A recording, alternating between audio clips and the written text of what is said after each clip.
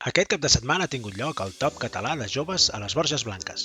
Els 8 jugadors amb més rànquing de Catalunya de cada categoria es troben per fer un tots contra tots. Un total de 7 rondes que durarà tot el dia. El Bernat ha participat en la categoria de Benjamí masculí. A veure com li va. Bon dia per la matina. Avui toca tenis taula. Què? Estem dormits encara o no? Sí, massa. Vinga, va, que marxarem.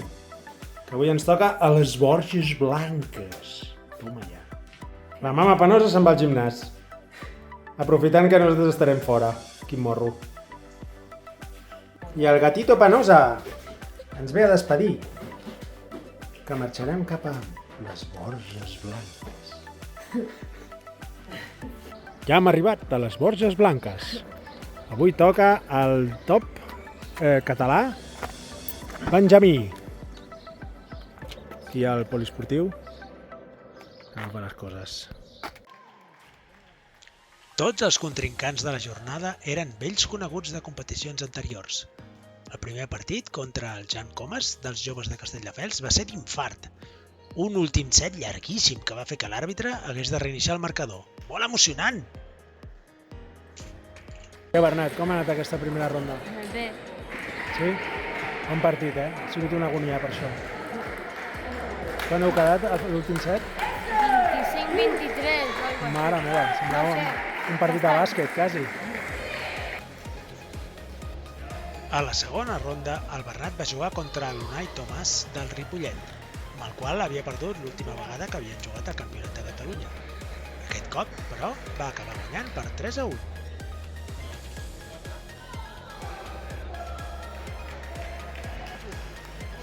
En el tercer partit contra el David Ferraz del Nàstic, tot i fer un bon partit, va acabar cedint per un 1-3. Això sí, no va perdre l'ocasió per fer-li un homenatge al bon mestre de YouTube, Adam Bobrow, amb un Snake marca de la casa.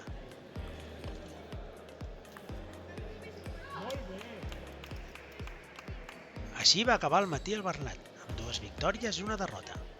Ara tocava recuperar forces amb un bon dinar per preparar-se per les 4 rondes que quedaven per jugar per la tarda.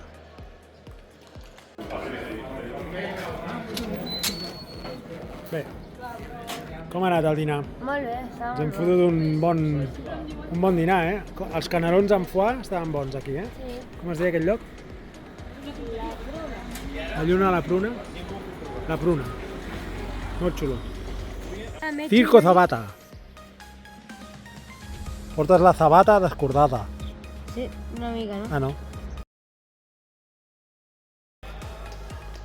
A la primera ronda de la tarda li va tocar jugar contra l'Oriol Labarta del Cassà, actual campió de Catalunya.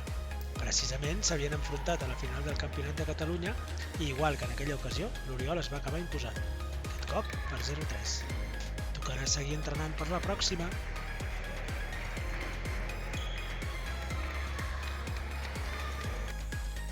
Després de l'Oriol, un dels altres partits clàssics, contra en Lucas Pardo del Ripollet.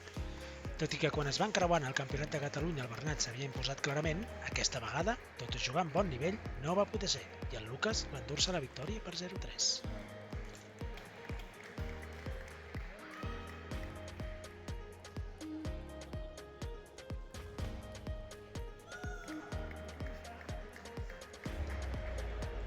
La tarda ja s'estava fent llarga i en el partit amb el Daniel Casquero de l'Esparreguera, el Bernat tampoc no va aconseguir puntuar. Tantes hores al pavelló ja li estaven passant factura.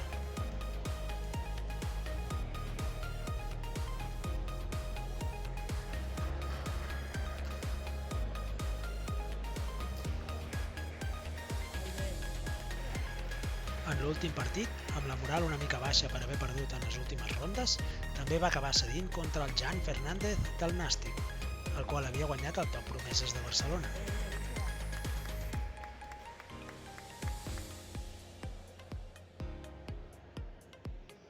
Així doncs, amb 2 victòries i 5 derrotes, el Bernat quedava en 6a posició del top català Benjamí masculí.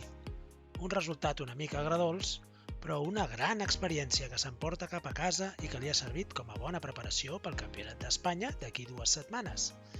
A entrenar i fins la pròxima!